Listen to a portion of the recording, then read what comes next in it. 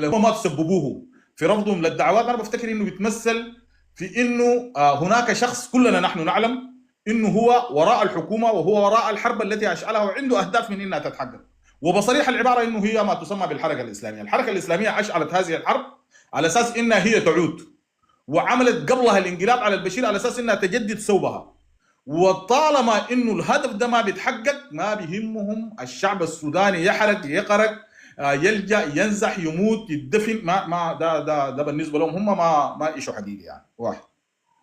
الشيء الثاني انا بفتكر انه حيكون في عناد كبير جدا.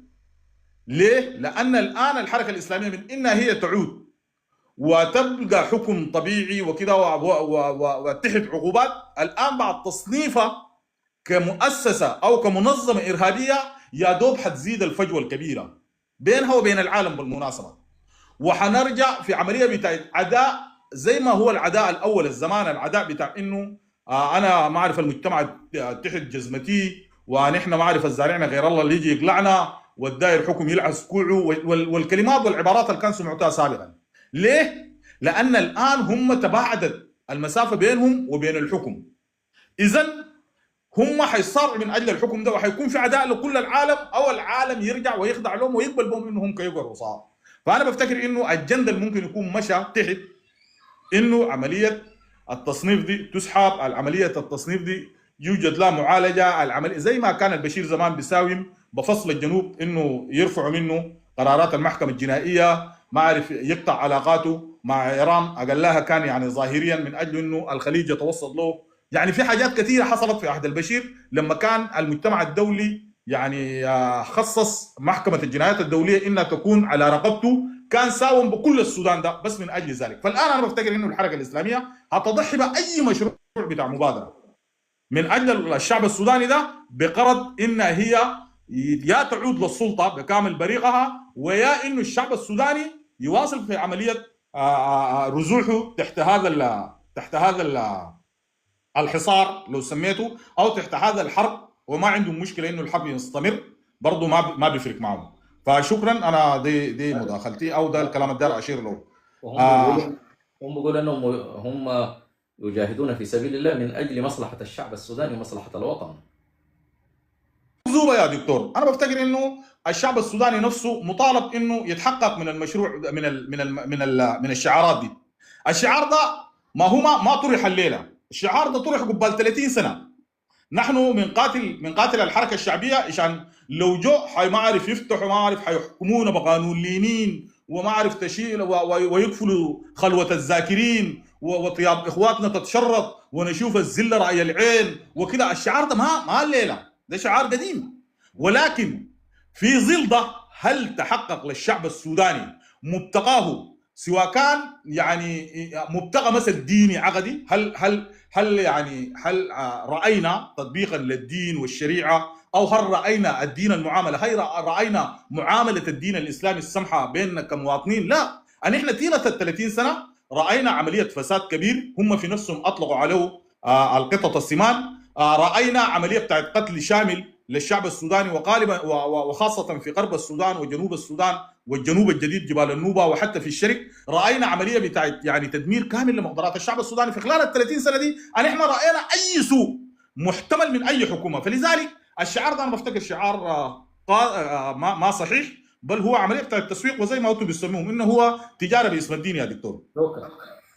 شكرا الربيع، تفضل. شكرا ابا خشب. وحقيقه الدين في ظل هذه الحرب اصبح لا وجود له عمليا. تفضل. وانا اتفق مع محمد طاهر ابو خشب فيما ذهب اليه. اولا القضيه بتاعت المتاجره بقضيه الدين والاستهداف دي خلاص عفى الله عنها، دي عفى الدهر عنها، والواقع والكلام ده كله مشى. لكن انا بالنسبه لي انه الصراع الحقيقي الان هو صراع بقاء الحركه الاسلاميه.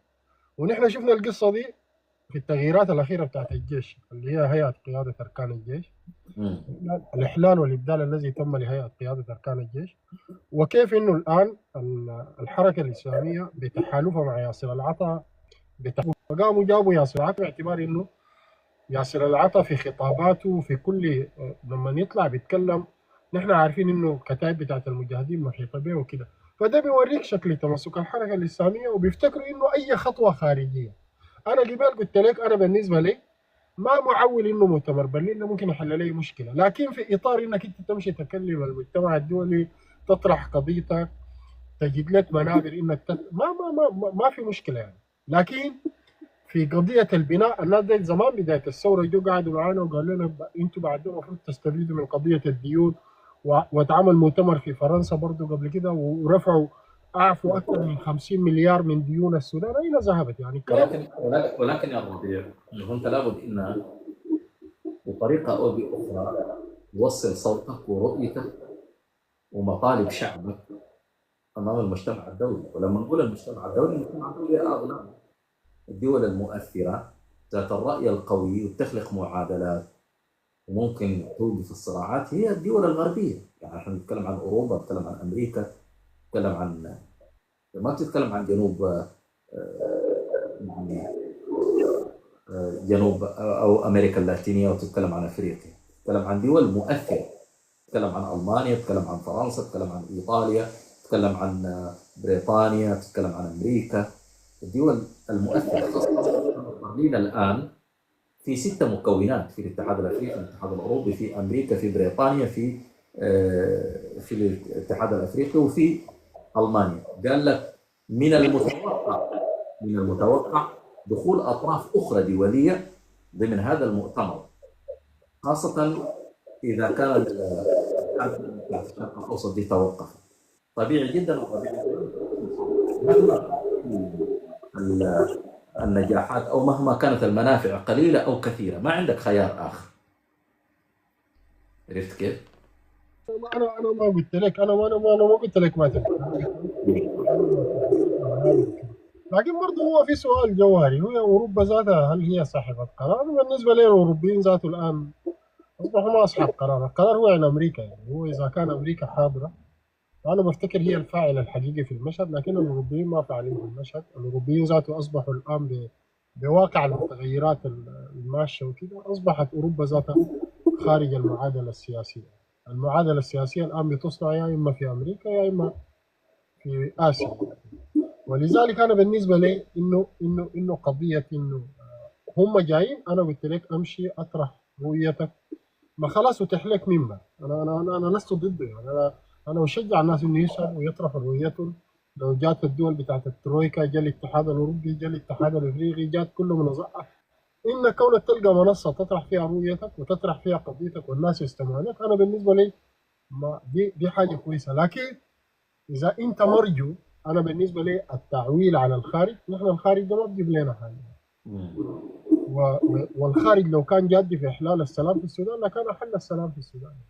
وانت عارف انه الدعم السريع استجاب لكل دعوات السلام، ذهب الى جنيف 1، ذهب الى جنيف 2، ذهب حتى الى واشنطن ويطرح قضيه السلام وكده. لكن الطرف الاخر متعني. ومع ذلك انا بالنسبه لي التحرك الخارجي والتحرك الدولي ما بقدر الطموح الكبير. والان العالم ذاته مشغول بقضيه ايران، مشغول بقضيه مضيق هرمز، المهم في صراعات كثيره.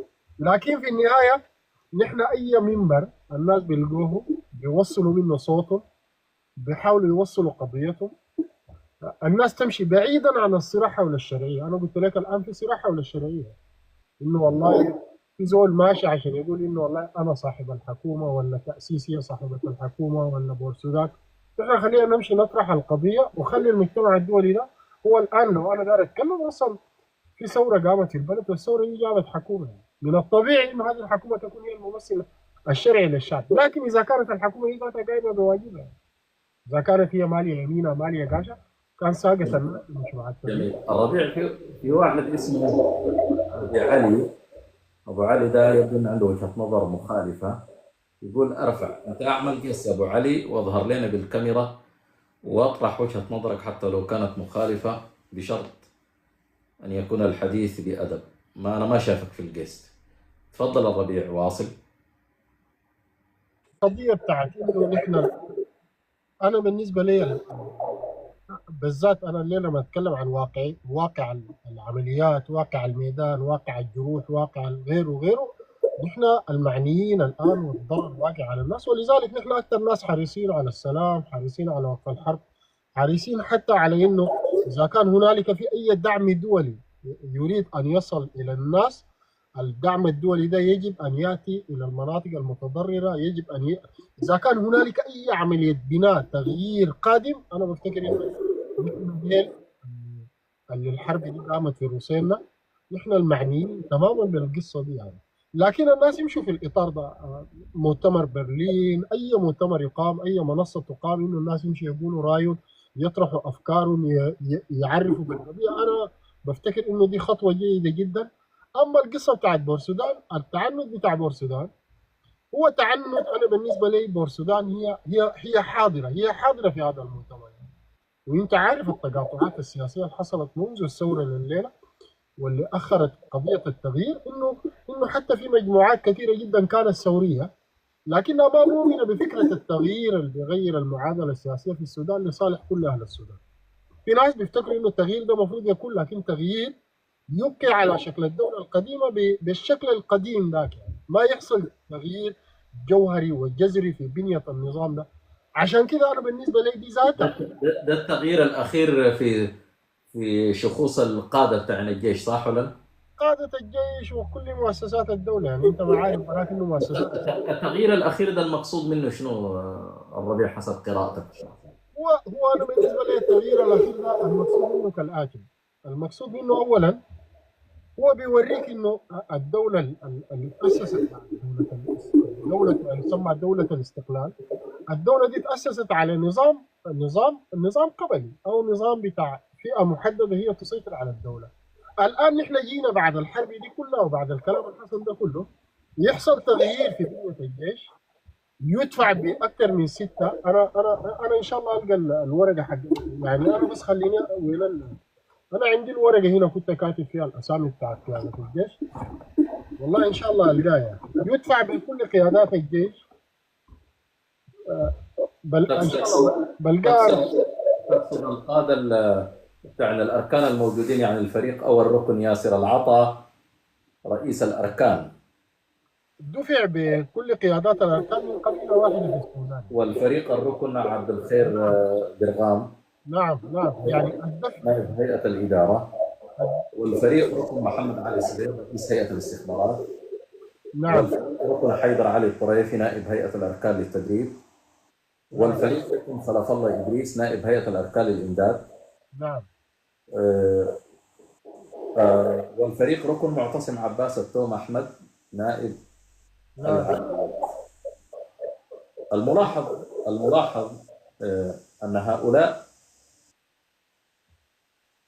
يعني، وهذه مسألة مهمة بالمناسبة، الحديث عن القبلية عبد المنعم في ظل هذه الحرب، إذا كان الحديث عن القبلية من أجل التفاضل أو من أجل استصغار قبيلة وإظهار قبيلة على أنها ذات قيمة أعلى من تلك، فهذا مرفوض ومنبوذ شرعا وسياسة وحتى قانونا. لكن إذا كان الحديث عن القبلية والجهوية من أجل الموازنة، من أجل العدل، من أجل وضع ميزان عادل، فهنا يجوز الحديث. لاحظ أن هؤلاء الأركان من مناطق معينة، من منطقة جغرافية لا تتجاوز 40 كيلومتر مربع، وربما أيضا لا يتجاوزون قبيلتين أو 3 قبائل على الأكثر. تسمعني عبد المنعم؟ صوتك اختفى. هو شوف، ما هي دي أزمة، ما هي دي واحدة من أزمة البلد. أزمة البلد إنك أنت الليلة السبب الحرب اللي هسه شغالة دي سببها شنو؟ فشل الثورة سببها شنو؟ فشل، عملنا 3 ثورات وفشلنا.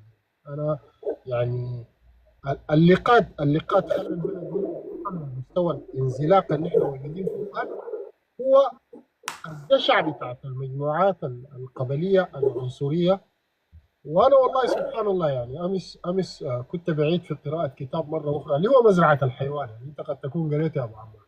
الكتاب اللي كتبه الكاتب البريطاني وبشبه فيه، انا بالنسبه لي الكتاب ده هو حاول طبعا انه يربط فيه واقع سياسي محدد، لكن انا بالنسبه لي الكتاب ده كانه بيتكلم عن السودان، يعني بيتكلم عن انه في ثوره تم وتغيير تم وانه الحيوانات ذاته صاروا ومشوا حرروا المزرعه وكده، لكن في النهايه جات القصه بتاعت انه والله الخنزير كان بيفتكر نفسه انه هو صاحب السياده في الثوره وكده وبتاع، ووضعت شروط للثوره واتكتبت واتعلقت والناس كلهم التزموا بالشروط بتاعت انه يجب على الحيوانات ان تتعاون وكده. بعد شويه اصبحت الخنازير تستاثر بالتفاح واللبن وبتفتكر نفسها انها هي صاحبه الثوره وقادت الناس وقادت مشروع التغيير وكده. وبعد شويه سبحان الله يعني حتى ذهبوا بالاستيكا مسحوا كل الشروط السبعه بتاعت الثوره يعني، وتركوا شرط واحد اللي هو بيتكلم انه لا حيوان، هو كانوا وضعوا انه جميع الحيوانات متساويين في الحقوق والواجبات، فقاموا عدلوا فيها قال اضافوا انه بعض الحيوانات عندها امتيازات، وهم بيفتكروا نفسهم انه هم كخنازير قادوا مشروع نابليون قاد مشروع التغيير وكده، وطبعا حتى سماه نابليون يعني. وسبحان الله حتى غدر نابليون، حتى غدر بالثاني ذاك اسمه سنبل ولا مع انه رفيقه في الثوره وكده، لكن غدر به وحمله كل المسؤوليه بتاعت انه والله هو قتل الناس وكده. فانت لما تمشي تشوف انا بالنسبه لي الواقع ده هو صحيح قصه ظريفه كده بتتكلم عن واقع الحيوان، لكن في النهايه حب المال وحب السلطه بيخلي الحيوان ذاته بينجح للقصه بتاعت انه يمشي للمنحنى القبلي. وهنا الخنازير مشت لمنحنى قبلي، انه بيفتكروا نفسهم انه هم كخنازير قادوا المشروع بتاع الثوره ونابليون قاد مشروع الثوره، ولذلك جابوا الامتيازات بتاع انه هم ينوموا في السرير، مع انه كان القانون بتاع الوضعوه انه ما في زول ينوم في السرير، ما في زول. في النهايه مشوا جابوا حتى اصحاب، جابوا البشر ذاته طردوهم من المزرعه وعقدوا معاهم تحالف واعادوا الحيوانات الى حقيقه ان يكونوا جزء من العبيد. الفهم ده انا بالنسبه لي نفس الفهم اللي قاعده تستخدم الحركه الاسلاميه وقاعده تستخدم المجموعات دي، انه بيفتكروا انه هم كمجموعات عرقيه وقبليه من شمال السودان عندنا الاحقيه وعندنا الافضليه في قياده البلد، وانه هم اصحاب الحق. لانك انت يا ابو عمار الليله في بلد متنازع الهويه، في بلد فيه مشاكل نحن بنتكلم عنها، مشكله الثروه ومشكله السلطه، هذه هي المشاكل الاساسيه في البلد يعني. انت الليله تمشي تجيب ستة من قادة هيئة أركان الجيش بتجيبوا من قبيلة واحدة في السودان. ده معناته شنو؟ ده معناته إنه الحركة الإسلامية وأنا سبحان الله يعني حتى خليك من الحركة الإسلامية، أنا داير حلفاء الحركة الإسلامية ليه ما اعترضوا على الكلام ده؟ الآن حلفاء الليلة ما في مجموعات تحالفت مع الحركة الإسلامية كمجموعات يسارية، كمجموعات أنصاف يساريين، أنصاف يمينيين، لكن ليه؟ لأنه هم بيفتكروا إنه في النهاية الحفاظ على مؤسسة الجيش بشكلها الموجود ده هو حفاظ على الامتيازات التاريخية بتاعت النخبة بتاع 56. لأنه أنت ما ممكن تجي تجيب في ظل يعني احترم الناس اللي قاتلوا معك في الحرب. الآن أبناء الجزيرة قاتلوا معك في الحرب،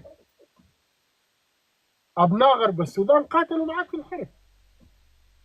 في واقع انك انت ذاتك لما بدات الحرب دي يوم 15 ابريل وقلت انك ستحسم الحرب في 4 ساعات ل 6 ساعات، جريت مجيت. ما في معيار كفاءه، وريني قول لي معيار الكفاءه شنو؟ هل الناس اللي جابون دي الكفاءات؟ ما كفاءات، لانه لو كفاءات كان بني جيش. الكفاءه تقتضي انه يكون عندك جيش مهني، جيش بروفيشنال، جيش انت تحتاج له يقاتل، مش جيش مهلهل بقايا جيش او جيش ضعيف او هزيل، جيش حقيقي. يعني انا اضرب لك مثال، خليني اضرب لك مثال. كده خلينا ناخذ ايران دي، اتفقنا اختلفنا معاها، خلينا ناخذها كنموذج.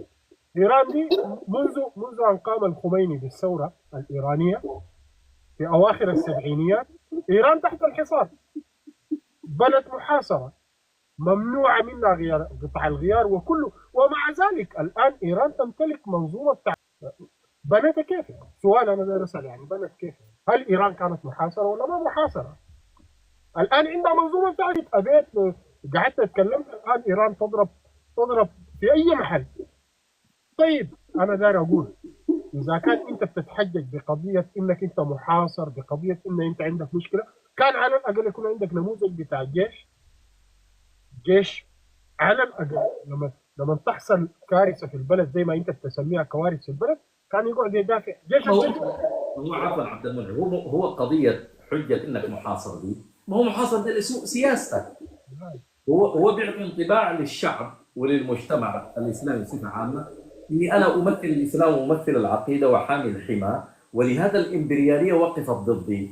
لانك انت بعت الاسلام في جوف الليل لهم. هو انت سياستك الرعناء جعلت ان الشعب يحاصر ويكون في سجن كبير ومتخلف ولم يتقدم. ما ده سوء سياسه. احنا ليه يحاصرونا بسببك انت؟ ليه احنا نحاصر 40 عام بسببك انت؟ والان انت تريد تتخذ نفس المنهج ليكون هناك مزيد من الحصار على الشعب السوداني. انت محاصر، انت عاديت العالم كله، عاديت جيرانك، نحن حتى صديقنا عندنا عادينا مصر، محاولة حسني مبارك، عادينا الخليج، وقفنا مع اجتياح الكويت، اصبحت لدينا مشاكل مع العالم كله، العالم العربي والعالم السني والعالم الافريقي. تتذكر تقول حقيقيين، المقاتلين الحقيقيين في الجيش ده، الفايتين، الناس اللي بيقاتلوا حقيقي في الجيش ده هم من ابناء غرب السودان ومن ابناء بسطاء الشعب البندقير.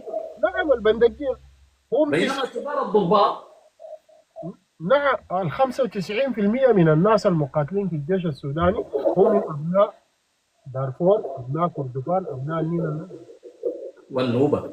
والنوبه اللي هو انكلودي طبعا. لما تقول كردفان ودارفور هم النوبه، وتجي النيل الازرق وكده. تجي انت لما تقول الحرب دي كعه، انتوا الضباط دول 7000 ضابط جروا مشوا مصر يا ابو عمار، شتتوا عديل كده جروا مشوا مصر. هذه الخيانه بمنطقه الجيش والمنطقه العسكريه. يجوا هسه يقول لك نحن الناس دي جبناه لانه كفاءات، الناس دي ما جبتوا لانه كفاءات، جبتوا لانه شوايع. وتبقى دي الازمه يعني.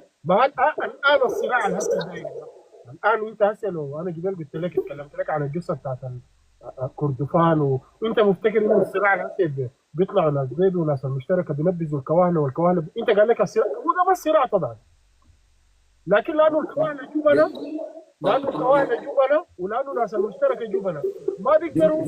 جمله اعتراضيه الربيع، طبعا مع احترامنا لقبيله الشايبيه ليس جميعهم، فنتكلم عن النخبه هذه. انا طبعا ما خلاص، انا اطلقت الكل واريد الجزء يعني. انا هنا يعني اللغه انت تطلق الكل وتريد الجزء، دي من ناحيه بلاغيه معروفه. والتحيه هاي والتحيه للشماليين كلهم. انا هنا ما قبلي ولا بتكلم عن واقع قبل، لكن انا بشخص ازمه. انت دار تدي جاك زول عيان لازم تشخص له ازمه دي. لانك انت كمان شخصت الازمه وتدي علاج. صحيح. الان الناس تم تعيينهم ديل تم تعيينهم على اساس قبلي وجابتهم الحركه الاسلاميه، والحركه الاسلاميه جهاز هذا من فوق لتحت مسيطرين على الشوايب. الامين العام علي كرتي، المسؤول بتاع العمل العسكري اسامه عبد الله، المسؤول بتاع الملف الخارجي الحاج ضفع الله، المسؤول بتاع الاعلام سنا حمد ماسك، كلهم شوايب عشان نتكلم بالواضح يعني. الان نخبه الحركه الاسلاميه، مكتب الحركه الاسلاميه كله شوايب. مع احترامي لهم طبعا. انا بس طبعا هم الربيع للتعزيز فقط ان هم دائما يردوا عليك بغض النظر عن ان الحجه قويه او الحجه فيها نوع من الاسفاف. يقول لك هذا شعور بالدنيا، انتم شاعرين بالدنيا لما تطالبوا. وثانيا ديل الناس المتعلمين، انتم ناس بتاعين حمير وبعير وناس ما متعلمين وعابين تتطاولوا وتيجوا للمكان ده. الخلل وين؟ الخلل في القاعده، انك انت ما اعطيتني الفرصه اني اتعلم انا كدوله او ما سويتني، ولا الخلل لانك انت اذكى مني والدي ان اي مختلف، ولا شنو الخلل يا ربيع؟ طبعا القضيه دي من التعليم ما مكذوبه طبعا، مكذوبه انه والله الان الحركه الاسلاميه دي فيها ناس من شرق السودان متعلمين، وفيها ناس من غرب السودان متعلمين، وفيها ناس من نص السودان متعلمين، لكن انقلبوا علون يعني. ما اديك نموذج دكتور علي الحاج ده اول الشهاده السودانيه، وخريج جامعه الخرطوم كليه الطب، في زمن ما كان في زول بيقرا طب، وتخرج اول دفعته. لما جابوه في الشعب اتقلبوا عليه بالناحيه عنصريه. وعشرات، لو داير عشرات الامثله من ابناء الحركه الاسلاميه من الشمال من الشرق من الغرب. لانه وناس لو تتكلم عن شهادات الناس اسال الطاهر ابو خشب خليه يوريك. القضيه ليست قضيه انه انتم متعلمين ولا ما متعلمين، دي ما القضيه يا صديقي. ولكن في خلل الربيع، في خلل. صناعه القاده الكبار والاركان وقاده الجيش تساهم في صناعتهم الدوله. هم بيقول لك انك اذا انت جيت للكليه الحربيه ستجد امامك مجموعه من المطبات والعقبات والصعوبات. احيانا يقول لك غير لائق صحيا، احيانا يقول لك لا مستواك انت كذا.